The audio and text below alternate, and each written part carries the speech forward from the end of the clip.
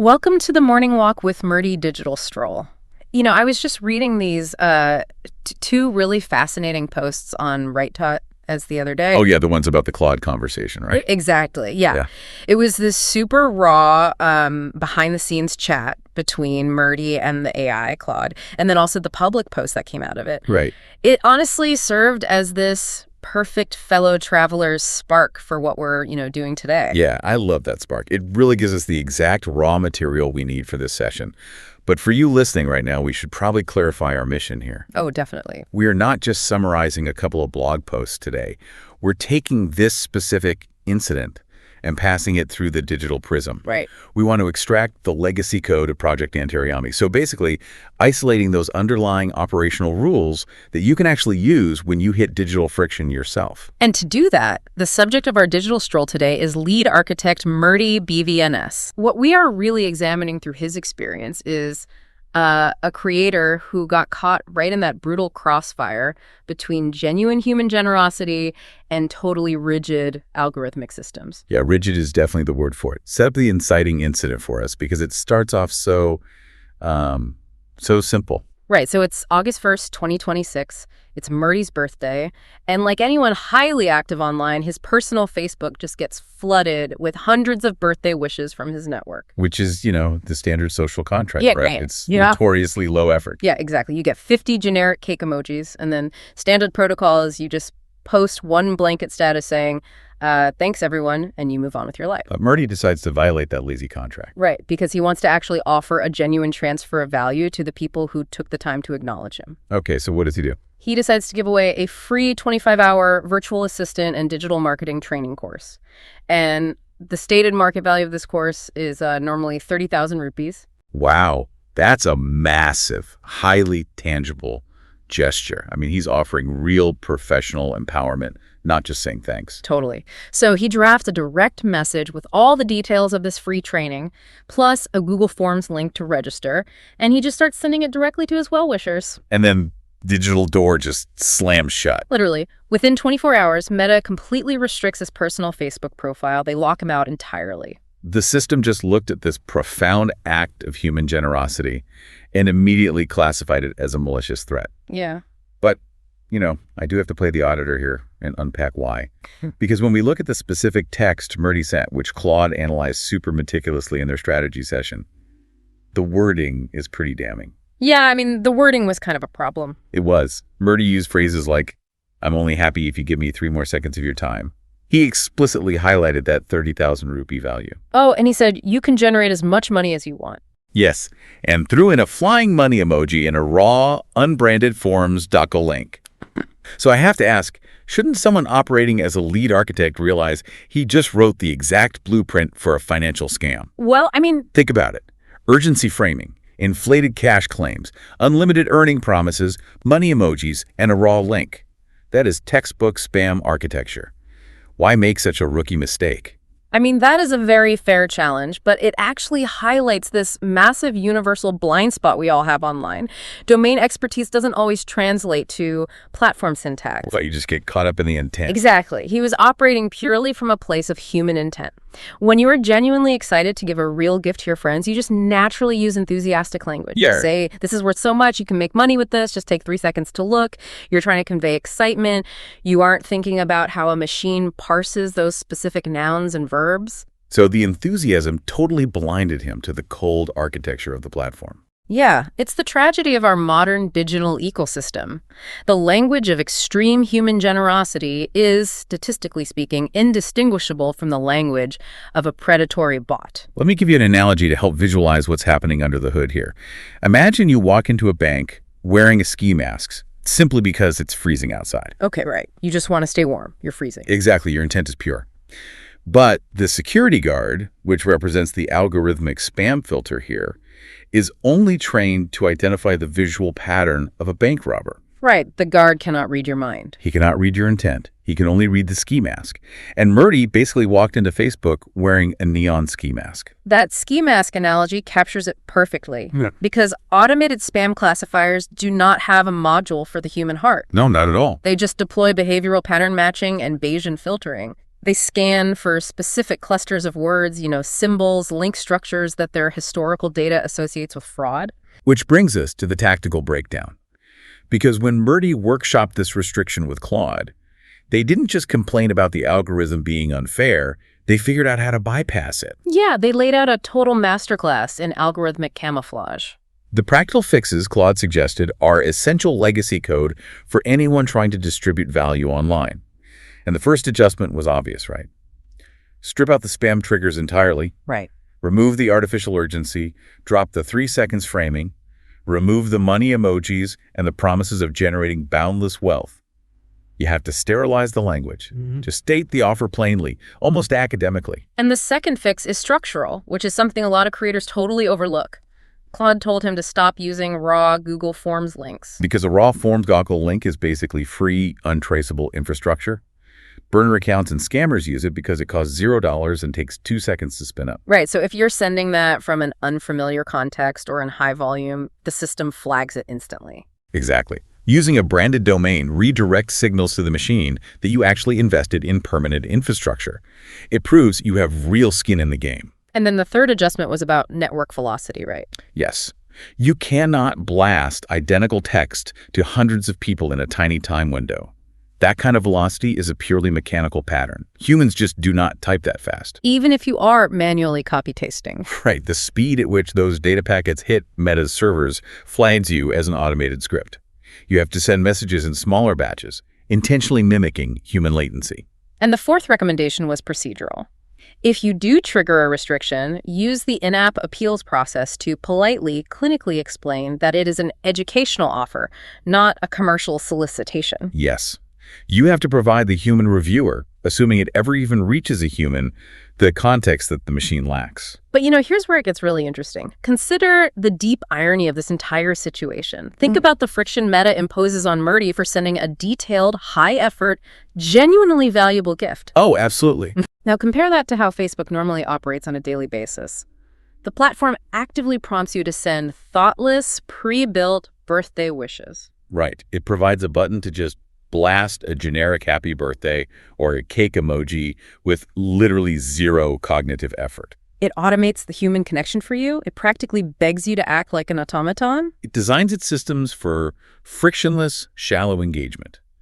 But the moment a user attempts to introduce friction by offering a systematized, high-effort thank you, the platform punishes them. It restricts Murty for acting like a bot, when the platform's entire underlying business model relies on conditioning us to interact like bots every single day. That is the paradox we are all trapped in, The system demands engagement, but it aggressively filters out any flavor of engagement it hasn't pre-approved and neatly categorized. So the critical juncture becomes, how does a lead architect respond when the system locks him out? A lot of creators at this point would just throw their hands up. Oh yeah. They'd retreat, maybe post an angry thread on another platform complaining about algorithmic unfairness, or just wait passively in digital purgatory until the ban lifts. But Murty takes a completely different path. He doesn't retreat, he pivots. He leverages the restriction itself. Right. Remember, before the hammer fell, 50 people had already registered for his training through that original link. He had a solid baseline of interest. So instead of waiting, he reaches out to his friends through other channels and asks them to post on his behalf. He essentially crowdsources his own megaphone.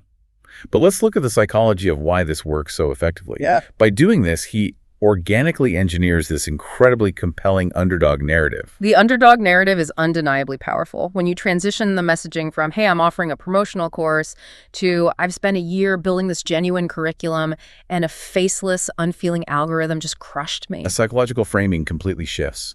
Right. People are naturally suspicious of self-promotion.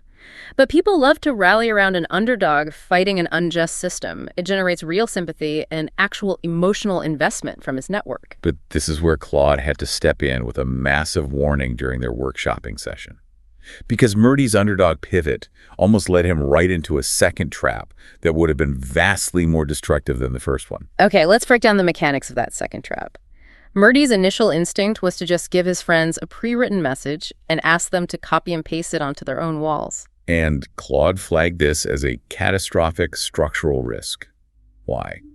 Because if Meta's security algorithms suddenly see 30 different unconnected accounts posting the exact same identical block of text in a narrow time window, what does the machine see? Oh man, what does it see? It sees coordinated, inauthentic behavior. It looks like a botnet deploying a synchronized spam campaign or some kind of political disinformation operation. The system doesn't know these are well-meaning friends helping a friend out of a jam. It just sees node clustering and unnatural repetition across the social graph. Exactly. You dodged the personal spam filter, only to run headfirst into a network-level security protocol. If he had proceeded with the copy-paste strategy, the algorithm would have likely restricted the accounts of every single person who tried to help him. Right. Suddenly, your attempt to share a gift becomes a contagion that takes your friends down with you. That is the severe danger of not understanding the syntax of the machine.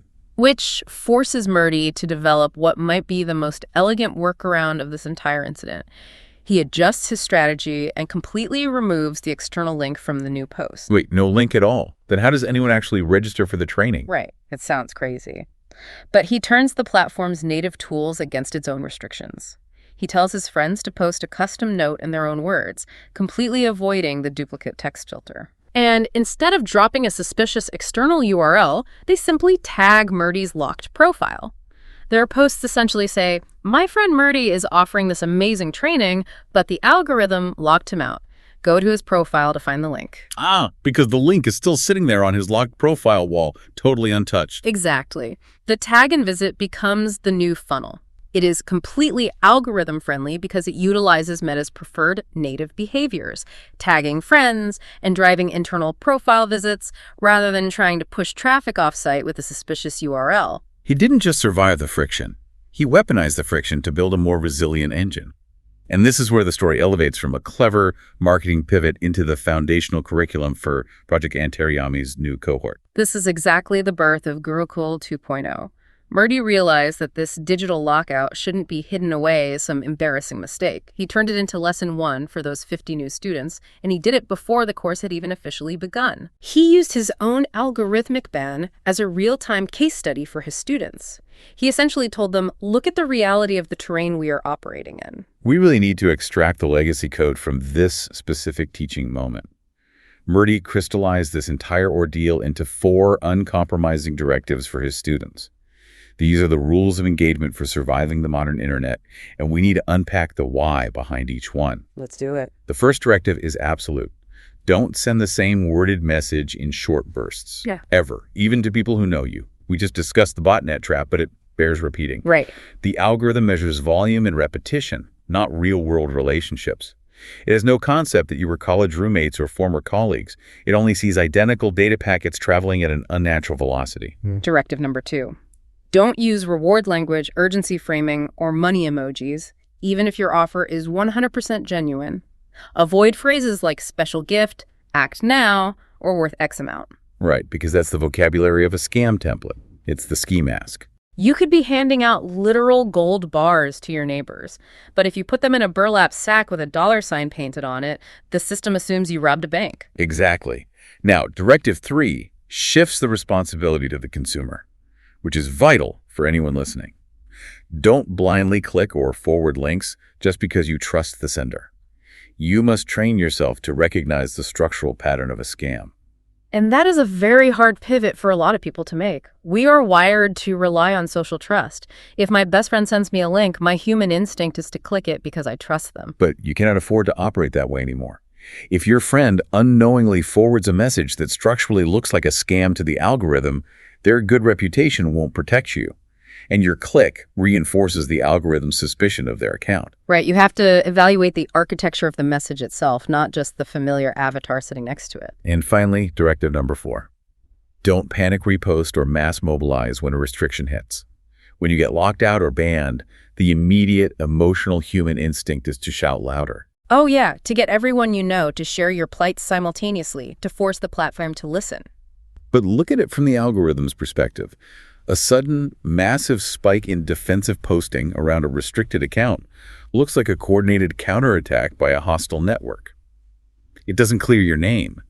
It draws a heavier tier of algorithmic scrutiny. It is fascinating how every natural human instinct, enthusiasm, relying on trust, seeking help from friends, is interpreted by the system as a threat. Which raises a critical question for you, the listener.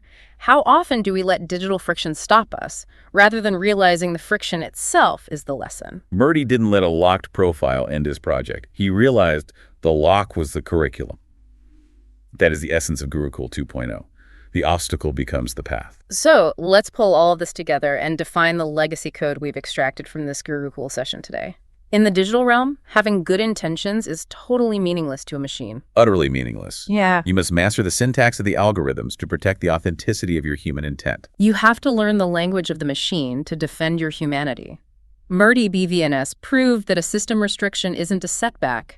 It is raw material. Right. If you frame it correctly, if you understand the mechanics behind it, it becomes the most compelling lesson you can possibly teach your audience. You cannot just be a creator anymore. You have to be a strategist, a linguist, and an algorithmic escape artist. I really want to leave you with a final thought to mull over as you navigate your own digital migration. If our digital ecosystem is entirely governed by these rigid pattern-matching algorithms, how do we express radical, unexpected human generosity without looking like a bot? Yeah, that is the big question. Moving forward, true authenticity might require exactly as much strategic camouflage as it does good intentions. A completely necessary paradox to leave you with. Thank you for joining us on this digital stroll today. Keep walking, keep questioning, and we'll see you on the next path.